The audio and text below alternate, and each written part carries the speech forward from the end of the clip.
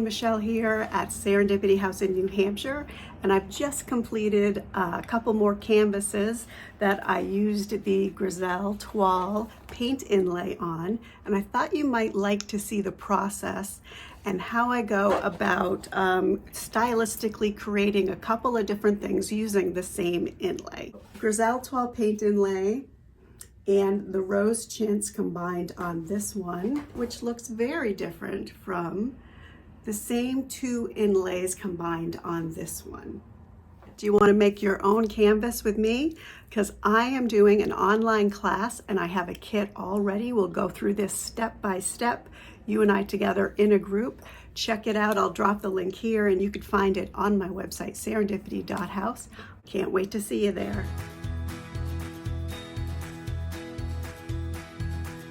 The inlays work great on paint that have no polymers, which means no sealer in them.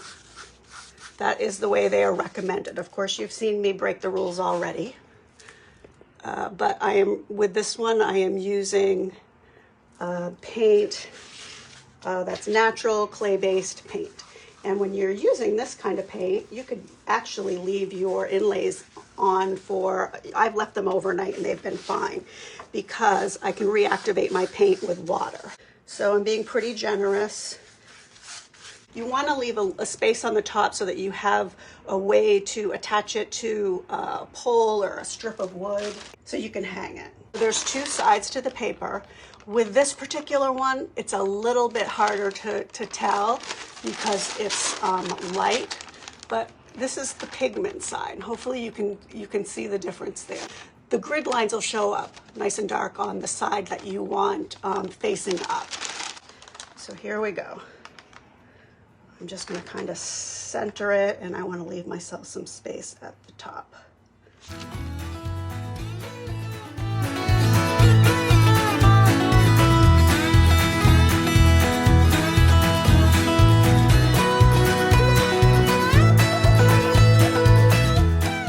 The flowers.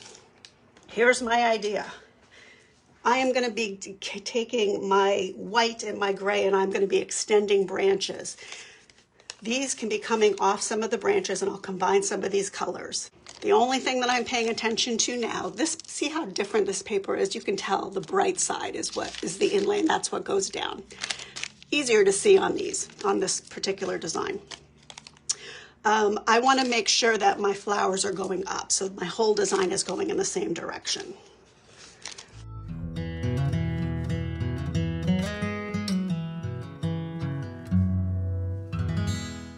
When I pull this up, it's going to look different than this paint that is just painted on there and untouched. So by adding this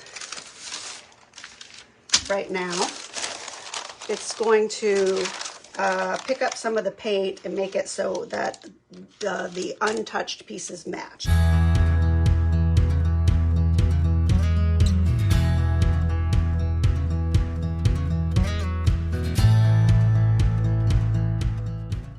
So when you're ready to take your paper off and you use it on a chalk-based paint, you need to dampen the paper. And that will loosen all the fibers so that it doesn't stick. We're going to peel back at about a 45-degree angle. It comes up pretty easily. Yeah. Ooh, look, the wrinkles. I might wrinkle more on purpose next time. This is from pressing down the wrinkles in the paper, kind of like you do when you decoupage. Most of it is transferring off. Yeah. Oh, it's really pretty on this color. So I am just going to start filling in gaps and making branches. Dab in some spots that look like they're missing.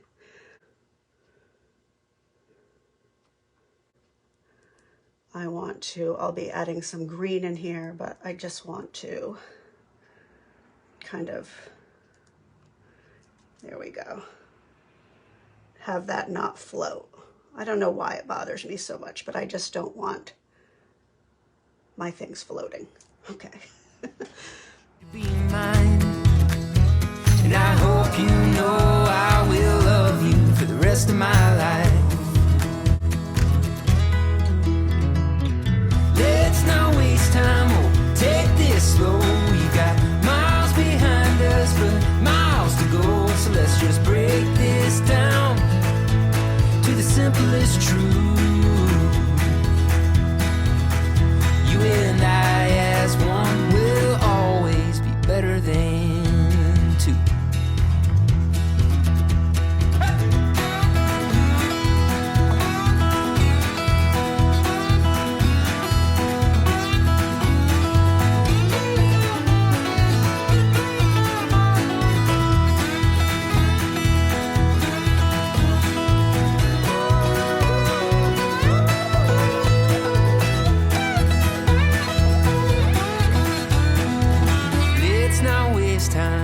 Take this slow, we've got miles behind us, but miles to go. So let's just break this down to the simplest truth.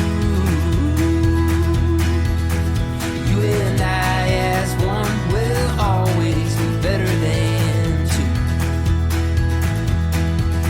Yeah, you and I as one will always be better than two.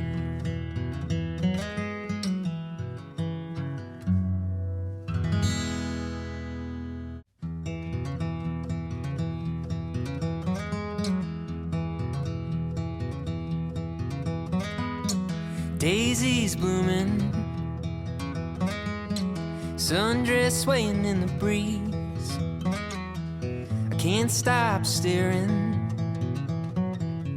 You've put a spell on me, and I hope that you never decide to set me free. The way you're moving has got me moving my own feet. The greatest feeling that I could ever dare to dream is you forever moving next to me.